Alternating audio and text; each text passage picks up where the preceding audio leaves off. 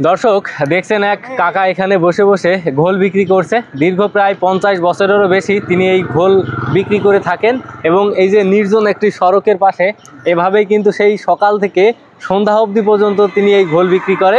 প্রচুর পরিমাণ বাইরের কাস্টমার আসে এবং দেশের বিভিন্ন জায়গা থেকে তার এই ঘোল খাওয়ার জন্য প্রতিদিন অনেক মানুষের কিন্তু আগমন ঘটে।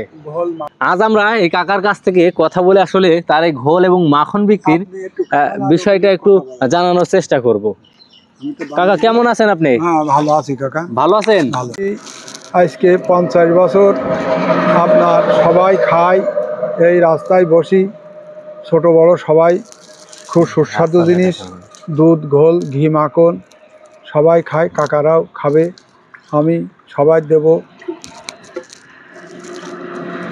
দুধ ঘোল ঘি মাখন দেব, পুষ্টিকর খাদ্য, এ তো ক্ষতি। কাকা এই যে এক গ্লাস এই যে ঘোল বিক্রি করেন কত টাকায়? আমি বেশি কাকা 20 টাকা বেশি। 20 টাকা? 20 টাকা। দর্শক আসলে কাকা কিন্তু দীর্ঘ প্রায় 55 বছর হিসাব করে দেখলাম যে এই ঘোল এবং মাখন নিয়ে তিনি বাড়িতেই তৈরি করে এবং দেশের বিভিন্ন জায়গার মানুষজন কিন্তু আসে খেতে।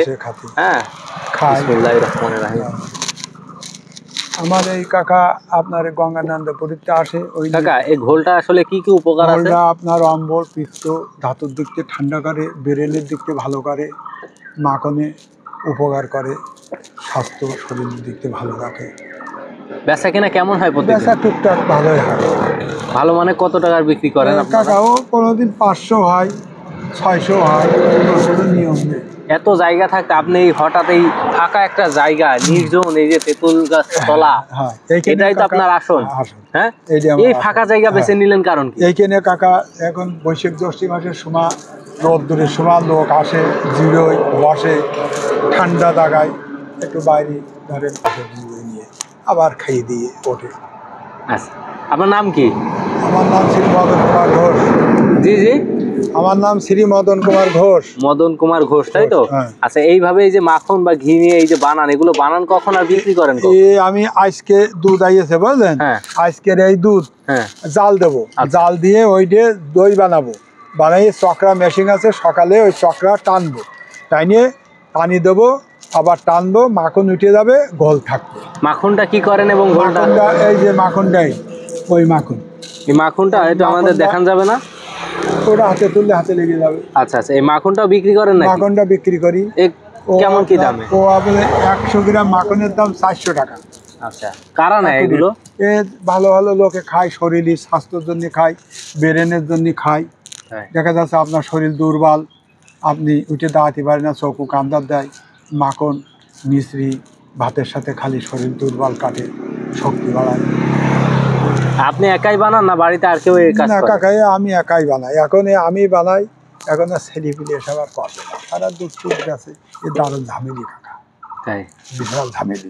প্রতিদিন আপনার দৈনিক কত টাকা মতন আয় হয়? কাকা ওই ভালো মতন যদি বেচা কিনা হয়, ঈদের গনে হলি বেশ যাই কিছু হয়। আরে গরিব মানুষ কাকা, এখানে বসে আমি বাইরে আর যাতে পারি না কাকা, এই বাঘ কান্দে দিলি মাজা চিরিয়ে যায়, মাজা টাটায়। এখন বাবা ছেলে পিলে খাওয়ার জন্য এখন আমি কার কাছে টাকা চাবো? মানে আপনি কারোর কাছে না হাত পেতে নিজেই টাকা উপার্জনের একটা পথ বেছে নিয়েছেন। বসি বাবা, নাতি পুতিরা আসে, 2 টাকা চালে, কিংবা ছেলের কাছে 10 টাকার দরকার দিলে 5 টাকা, এখানে বাবা বসি, 2-5টা লোকের সাথে কথা বলি, তাই একটু বেশি। আর দর্শক আসলে বয়স হয়েছে মদন কাকার, আর মদন কাকার কথা শুনে বুঝলেন যে তিনি বলতে চাচ্ছে যে এই বয়সেও তার কর্মর এই যে একটা কাজ বা ব্যস্ততায়, এই ব্যস্ততায় কিন্তু তার জীবনটা সুন্দরভাবে পার হচ্ছে। আপনারাও আসবেন। এই ঠিকানাটা একটু বলেন তো। ঠিকানাটা এটা আছে বাগমারা, কায়েমকুলা বাগমারা। প্রতিদিন বসেন? প্রতিদিন বসেন। সবাইকে ধন্যবাদ।